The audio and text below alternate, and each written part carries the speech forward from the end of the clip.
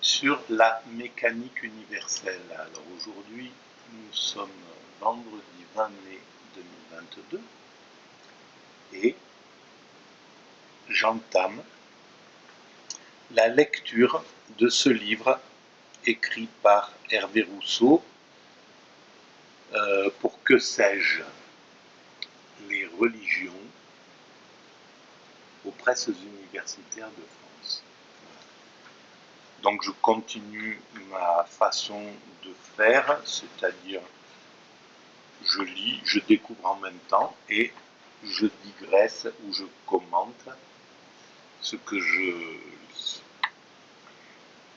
Et c'est toujours en lien avec mon site mécaniqueuniverselle.net, selon lequel l'humanité est destinée à atteindre sa perfection, son ultime perfection, la sagesse, l'extase et la réunion avec le divin. Alors là, je vais tout de suite ouvrir au chapitre 3, les mythes paradisiaques et eschatologiques. Donc on rentre vraiment dans le vif du sujet. Et comme ça, on va voir un petit peu quelles sont ces religions. Je pense que toutes les religions ont une vision paradisiaque de la fin des temps.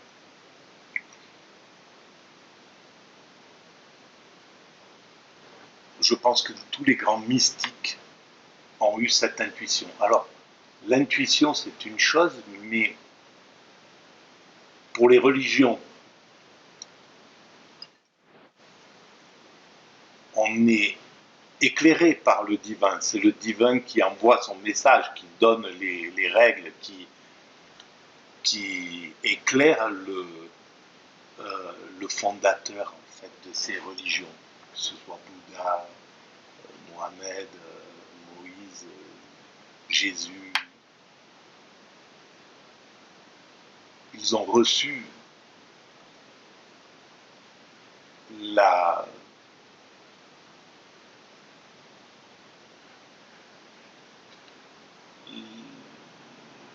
les clés d'une certaine façon. Et moi, je pense à cela. Je pense que l'intuition est majeure dans cette vision eschatologique ou téléologique, cette vision de la finalité de l'humanité, c'est-à-dire au fond donner du sens à pourquoi l'humanité est là, pourquoi nous sommes présents, pourquoi nous sommes sur Terre, pourquoi nous avons développé la conscience, l'amour à ce point majeur qui peut atteindre le degré le plus ultime, c'est-à-dire l'amour absolu dans l'extase. C'est tout simplement incroyable, quoi, qu'à partir de quelque chose de matériel, qu'à partir de la matière, la vie soit apparue, qu'elle se soit développée, qu'elle ait formé un écosystème, que dans cet écosystème, les animaux se soient mis en évolution et fait rayonner des branches, etc.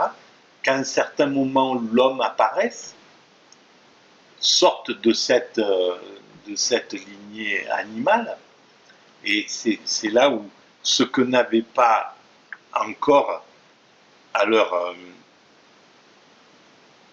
disposition ces grands mystiques, ces grands sages qui ont imaginé les grandes religions. C'était ce que nous avons maintenant, c'est après Darwin. Donc on sait qu'on décline du monde animal. Mais au lieu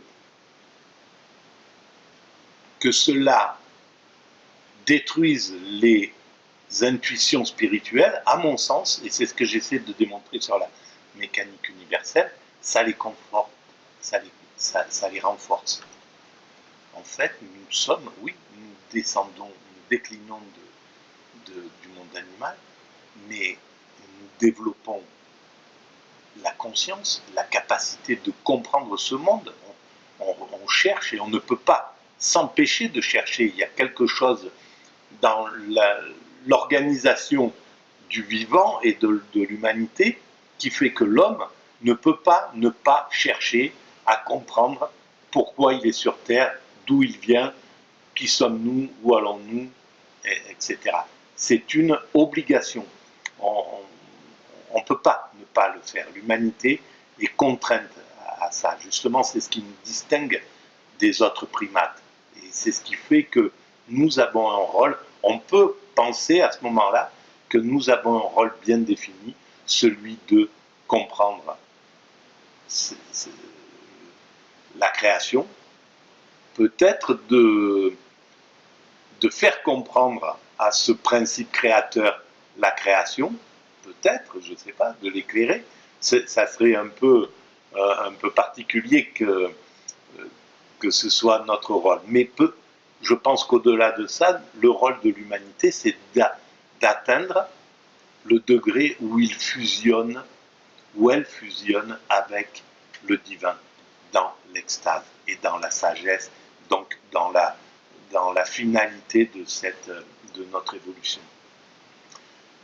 Voilà, qui prendra encore des siècles, on le voit, hein, quand on voit à quel point on est encore archaïque dans notre comportement. Il suffit de voir comment se déclenche une guerre, les provocations, et puis repartir dans ces catastrophes incroyables, aller flirter avec ce qu'on a connu il y a 70 ans et qu'on a oublié. Et dès que le monde oublie, il est capable de se mettre dans le danger d'une catastrophe absolue. C'est hallucinant, quoi. Ça veut vraiment dire qu'on évolue par inconscience. Et donc, tout le travail de la mécanique universelle, de mon travail, c'est de dire, maintenant, on est capable, on peut commencer à évoluer consciemment, à savoir qu'on a un but à atteindre, que l'humanité a une destination, atteindre son ultime perfection, donc perfectionner tout ce qu'elle fait de façon intuitive finalement, et en évitant d'y aller par catastrophe, destruction et reconstruction. Voilà, par tentative de destruction et reconstruction, comme on est en train de le faire, comme l'évolution inconsciente nous oblige à le faire. On va pouvoir passer sur l'évolution consciente. Et on regardera ces hommes-là qui ont lancé, qui ont poussé à la guerre des deux côtés, autant les Américains que les Russes, et que les Ukrainiens et que les Occidentaux, et que les Européens, ils sont tous, à mon sens, aussi responsables de cet état de choses. On les regardera, le futur, quand on aura dépassé ce stade primitif, parce que c'est un stade primaire, hein, ils se comportent tout simplement comme les autres primates dans la nature. Si deux clans sont là, et voilà, ils peuvent aller à la guerre jusqu'à même massacrer l'autre, ou dans les combats massacrer leur propre groupe. Et c'est ce qu'on fait, la guerre, c'est ça, c'est massacrer, c'est faire massacrer. C'est des hommes qui font massacrer leur propre population, parce qu'ils meurent des Russes, ils meurent des Ukrainiens, ils meurent des Européens, ils meurent des Américains, ils meurent, voilà, dans ces conflits-là. Donc ces gens qui décident de ça, parce qu'ils sont, c'est quelques êtres humains qui décident de ça. Le peuple, il est déjà assez conscient qu'il a tout à perdre de la guerre. Et donc on regardera ces hommes-là comme des vrais primaires, quoi, mentalement, des inconscients, des des pulsionnaires, des êtres humains qui évoluent encore sur pas sur la conscience. Et donc, on va vers la conscience. Voilà, un petit... Donc, c'est des digressions quand même assez ouvertes sur ces lectures. Bon, je vais commencer quand même à lire. Alors, les mythes paradisiaques et eschatologiques. Un certain nombre de religions ont imaginé, par opposition à l'état actuel de souffrance et de misère de l'homme, un état paradisiaque dont l'homme est déchu et qu'il peut retrouver. Alors, je pense pas qu'on ait été dans un état paradisiaque au sens biblique du terme, un état de paix, de paradis absolu, comme on peut le voir avec Adam et Ève. Alors, qu'on ait été dans le paradis des primates, c'est-à-dire en état de plein immédiat, en état d'immédiat, sans se projeter vers le futur, sans être encombré par le passé, avec un instinct qui organise la société, qui nous met dans une possibilité de jubiler de l'existence. Oui, cet état-là, effectivement, on l'a sans doute vécu, comme les grands primates aujourd'hui peuvent le vivre. Les grands gorilles, ils peuvent arriver à avoir des moments de paix, de sérénité, de naïveté, de simplicité, d'esprit complètement limpide, etc. Mais ils sont soumis à leurs pulsions. Et en fait, donc à leurs pulsions pour la domination, pour la copulation, pour la thésaurisation des privilèges, etc. Donc, ce qui rend leur vie pas si paradisiaque que ça. C'est-à-dire qu'il y a une partie du paradis qui est possible, c'est celle qui est dans l'immédiat, le fait de jubiler de l'existence des moments comme ça, voilà, de ces grands moments, mais il y a ces moments aussi qui sont liés aux pulsions. Et l'humanité, ce qui est intéressant, c'est qu'en se détachant des primates, elle est sortie de l'immédiat pour projeter son esprit dans l'avenir, dans le passé, de penser le passé, d'être donc de vivre hors de l'immédiat comme on vit, et c'est toute la difficulté pour l'être humain de vivre avec tout ça. Et il est plus guidé par son instinct, c'est une éducation qui prend en charge l'organisation. Et si l'éducation est défaillante, l'homme peut souffrir, etc. Donc on est l'homme constructeur, c'est ce que j'explique sur la mécanique universelle, l'homme constructeur est plein de pathologies qui sont liées à cette évolution. Mais l'évolution nous conduit à retrouver l'immédiat à la fin, quand on aura atteint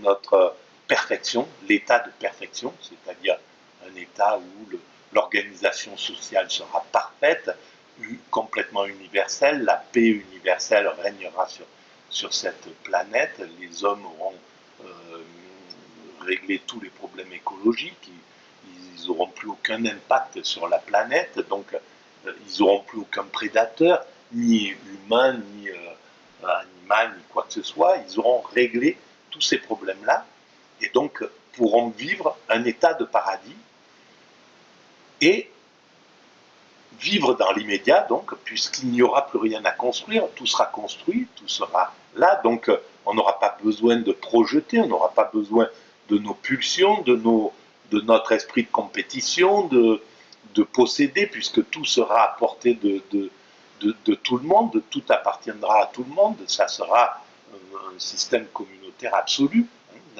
Pour moi, c'est ce vers quoi nous allons, et on se sera libéré de ces pulsions, de nos pulsions, donc, qui empêchent les autres primates d'atteindre l'état d'extase. Voilà. Donc, ça serait ça. Alors, le paradis, c'était, pour moi, c'était cet état de nature, mais avec les inconvénients de la nature. Et l'humanité, justement, elle va se libérer des contraintes qui étaient liées à la nature. Des contraintes avec le climat, etc. Donc,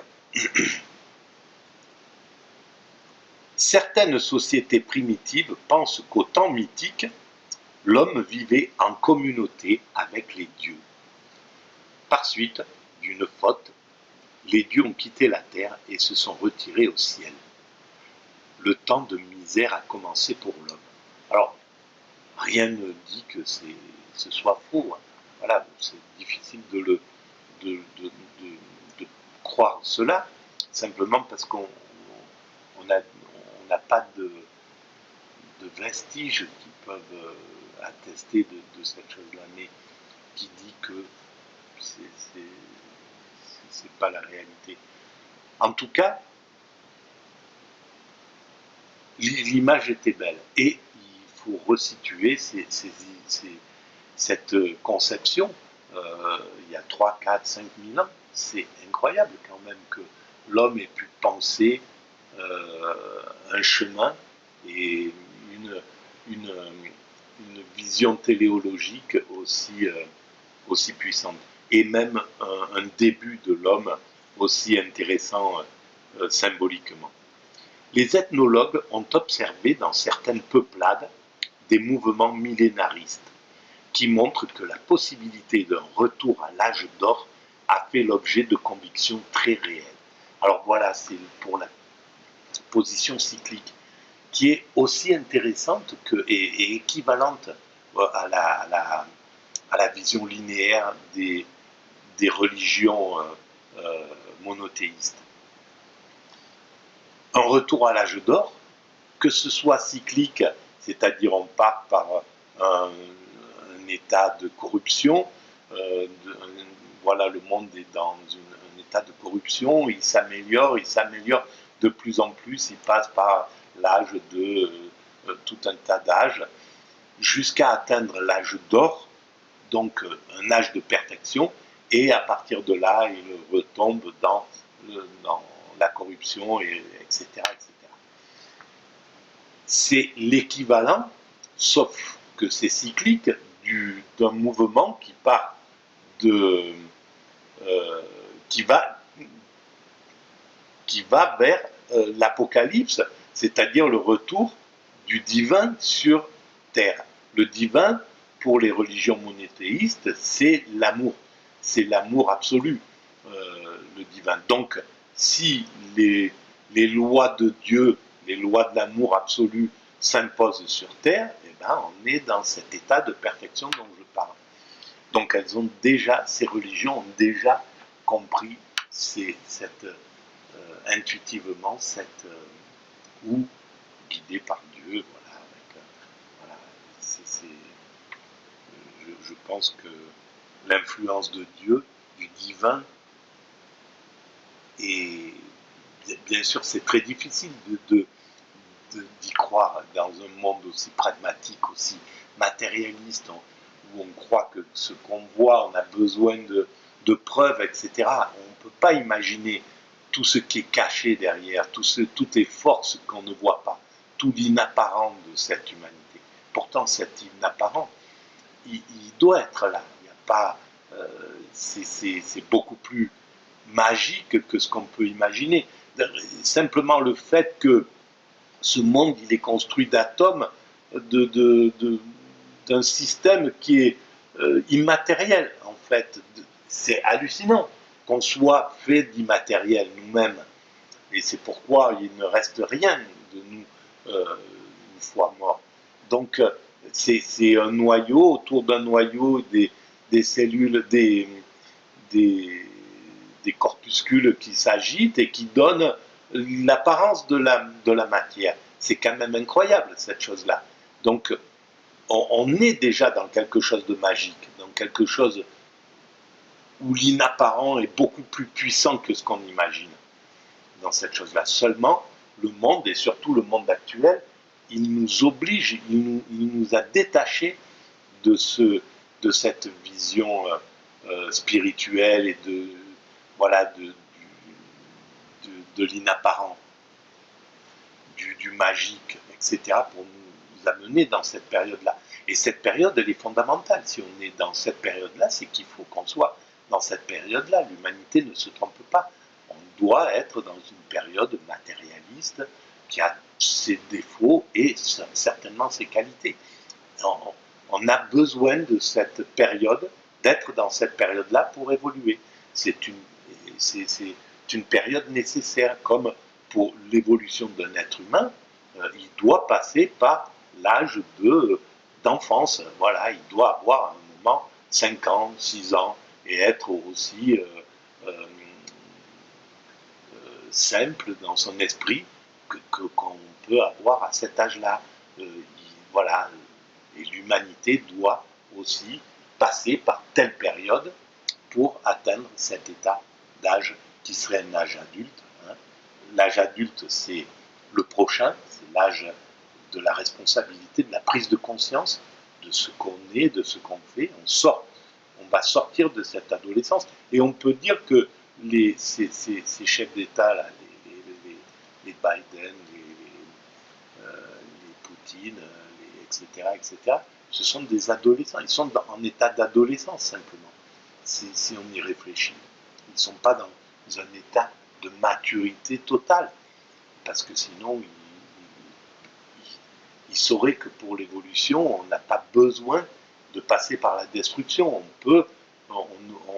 peut partager le leadership. Voilà, les Américains pourraient partager, l'Occident pourrait partager le leadership de façon paisible avec les groupes émergents et ne pas en avoir peur de ces groupes qui montent. Voilà, en fait, c'est basé sur des pensées primates toutes simples. C'est le dominant, il est incapable de partager le pouvoir avec les prétendants. Et les prétendants, comme ils sont devant un dominant qui ne veut pas partager le pouvoir, ils l'agressent pour prendre le pouvoir. Et donc, ce mécanisme-là maintient le système primate naturel dans quelque chose qui ne peut pas évoluer, puisque c'est un mécanisme instinctif.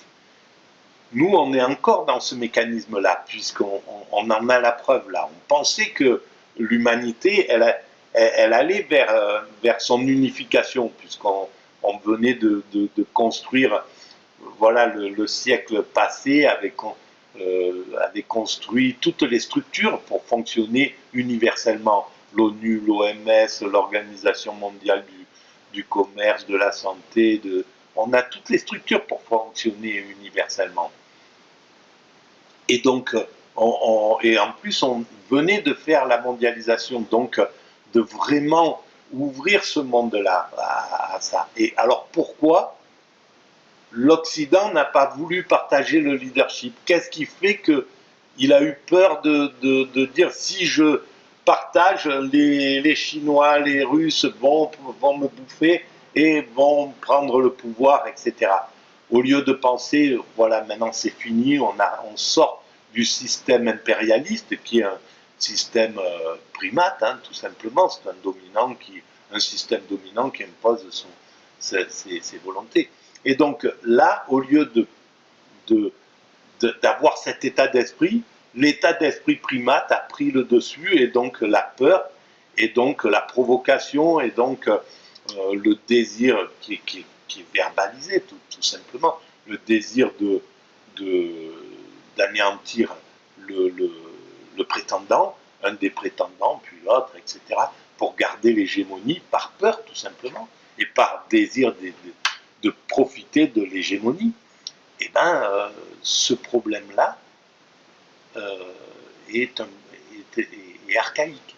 Et en plus, dangereux, parce que rien ne dit que les prétendants ne parviennent pas déjà rapidement à renverser le dominant. Voilà, donc c'est absurde. En fait, le partage du pouvoir, du leadership, était la meilleure voie. Et c'est, je pense, ce que réclamait la Chine, la Russie. Ils réclamaient un partage du leadership, d'arrêter le combat, d'arrêter de se mettre en danger et de s'agresser mutuellement. Voilà, de se provoquer, d'aller étouffer l'autre de le bloquer dans son système pour l'affaiblir, d'aller l'affaiblir de sanctions, etc. Tout ça, c'est bon, voilà, ça veut dire que nous en sommes là. On ne peut pas non plus critiquer, puisque si ça se passe comme ça, c'est que ça devait se passer comme ça. Malheureusement, ça prouve simplement que nous sommes encore dans l'archaïsme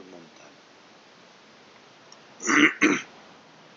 Donc, les Indiens Tupi-Guarani d'Amérique du Sud ont gardé la tradition ancienne de destruction successive du monde. Alors, même les Indiens, alors c'est là où c'est quand même extraordinaire, et c'est ce que je démontre aussi sur la mécanique universelle. Une chose est magique, bon, je n'aurais pas fait une grande avancée dans ce chapitre 3, mais c'est important que je parle de ça. Une chose est extraordinaire quand même, on voit la beauté des mystères et de la façon dont l'humanité est construite, dont le monde est construit. C'est incroyable, c'est magique, c'est totalement magique. Simplement, voilà, l'homme, notre constitution. On pourrait être fait, au lieu d'être fait d'os, de cette matière un peu dure qui nous tient debout, on pourrait avoir le même esprit, la même conscience, le même truc, mais être sous la forme de mollusques, de limaces, de ces trucs sans structure qui, lorsqu'ils meurent, ne laissent plus aucune trace. Si on n'avait pas la trace de ce qu'on découvre, c'est-à-dire les crânes, etc., on ne pourrait pas remonter notre histoire. Si l'humanité, en partant d'un petit groupe humain, un petit clan, voilà, de singes qui sont descendus de leur arbre, qui sont rentrés dans la savane, qui se sont redressés progressivement, si ce petit groupe humain n'avait pas pris le pouvoir, s'était répandu, était allé coloniser tous les endroits de la planète pour s'adapter à l'ensemble des lieux, des plus froids du pôle Nord aux plus chauds des déserts, aux plus inhospitaliers de l'Amazonie, etc. Et que l'humanité se développe à des rythmes différents. Et donc qu'aujourd'hui, où nous pouvons réfléchir, où nous avons imaginé la science de l'ethnologie, de l'étude ça a quoi, 200 ans, l'ethnologie. Et donc les premiers ethnologues, les ethnologues avaient à disposition des sociétés qui s'étaient préservées d'une certaine façon, intuitivement, qui avaient préservé tous leurs mœurs, qui était l'histoire de l'humanité. Les peuplades en Amazonie nous enseignent, elles font un travail gigantesque. Donc, si on voit le monde de façon universelle, on voit à quel point le rapport est là. Si on avait évolué toujours tous au même rythme, s'il n'y avait pas eu de différence, si l'humanité avait évolué au même rythme, on ne saurait rien de notre passé. Parce qu'au moment où l'ethnologie arrive, où la science émerge, où l'étude des autres civilisations, des autres peuplades émerge dans l'humanité, eh bien on serait déjà tous au même niveau. Donc on n'aurait plus de matière à penser. Donc c'est extraordinaire. Et c'est pour ça que nous sommes vraiment une humanité entière et que nous sommes total. Et ça, les dominants doivent le comprendre. L'Occident, l'Amérique, les États-Unis, l'Occident doit comprendre cette chose-là. Et donc, ne plus maltraiter les peuples premiers, ne plus maltraiter les autres civilisations qui sont des ouvriers, mais énormes de l'humanité, aussi importants que que ce qu'a pu amener les États-Unis avec le progrès, la liberté, tout ce qu'ils ont amené qui est considérable à l'humanité, bien entendu. Mais les aborigènes, les peuples africains, la façon même voilà, qui gardent leur tradition, sont absolument indispensables à l'humanité et à force égale de créativité avec les leaders actuels. Avec, voilà, il n'y a pas de différence d'évolution. Cette différence, elle a servi qu'à l'orgueil de l'Occident et voilà, ça a servi cet orgueil évidemment, mais il est négatif et il est injuste parce que tout groupe humain sert l'humanité exactement de la même intensité que les plus évolués, ceux qu'on dirait plus évolués, etc. Et ça, l'Occident doit prendre conscience de ça. Elle doit maintenant dévaluer son orgueil, son narcissisme. Il a été certainement un moteur, il a été important à un certain moment dans l'humanité pour construire, voilà, il faudra qu'on se raccorde avec ça aussi, qu'on accepte, qu'on le critique, c'est ce que nous sommes, c'est ce que l'humanité est en train de faire avec le wokisme, etc. Voilà, il y a un esprit critique sur la colonisation, sur l'hégémonie, sur la domination de l'Occident, et c'est très bien, c'est tout à fait normal, mais à la sortie de cet état de critique qui est là, on pourra aussi dire, eh ben l'Occident a amené ça, et voilà, il a fait maladroitement, il ne savait pas le faire autrement, il n'était pas capable d'évoluer consciemment et par partage, par solidarité, voilà, par symbiose, etc. Il était incapable d'imaginer ce type d'évolution. Il était encore dans un système primaire et violent, donc il a accompli sa tâche comme ça, mais il a aussi apporté ça, etc. Et l'humanité se réconciliera. Voilà, mais ça passe aussi par l'esprit critique qui dit attention, voilà, vous avez fait ça, et vous nous avez fait ça, vous nous avez abusé, on porte encore les séquelles de votre domination, parce qu'en fait c'est de ça dont il s'agit. Il faut libérer les esprits de ceux qui ont été oppressés, de celui qui est colonisé. Il a souffert de cet état-là, et il doit être libéré de cette chose-là. Et pour être libéré de ça, eh ben, il faut qu'il mette à jour ce qu'il s'est passé. Voilà.